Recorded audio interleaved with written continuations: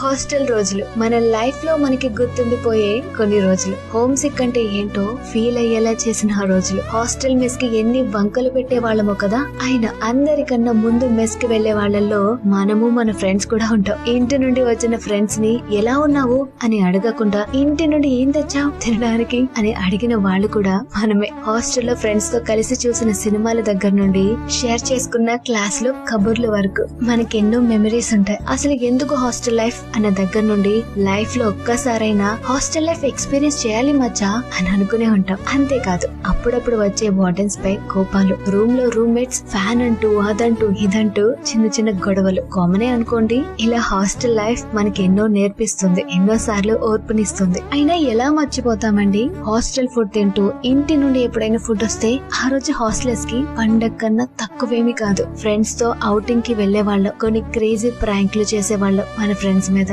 అదే ఫ్రెండ్స్ తో టైం తెలియకుండా గంటలు గంటలు కబుర్లు చెప్పుకునే వాళ్ళం. ఇంకా గుర్తుండే ఉంటుంది ఆ ఎగ్జామ్స్ కి హాస్టల్లో మనం చేసిన గ్రూప్ స్టడీలు అండ్ నైట్ అవుట్లు. మరి ఆ హాస్టల్లో ఇన్ని మెమరీస్ క్రియేట్ చేసుకున్న ఆ ఫ్రెండ్స్ తో ఒకరోజు నిజంగా హాస్టల్ లైఫ్ ఎండ్ అయిపోయే రోజు వచ్చినప్పుడు మనకి ఏదో తెలియని వెలితిగా అనిపిస్తుంది కదా. ఏదేమైనా ఒకరి మీద ఒకరు వేసుకున్న జోక్స్ నుండి మనం సెలబ్రేట్ చేసిన ఫ్రెండ్స్ బర్త్డేస్ వరకు ఇలా ఇంకెన్నో హాస్టల్ రోజుల జ్ఞాపకాలు మనకి గుర్తుండే ఉంటాయి. ఏమంటారు?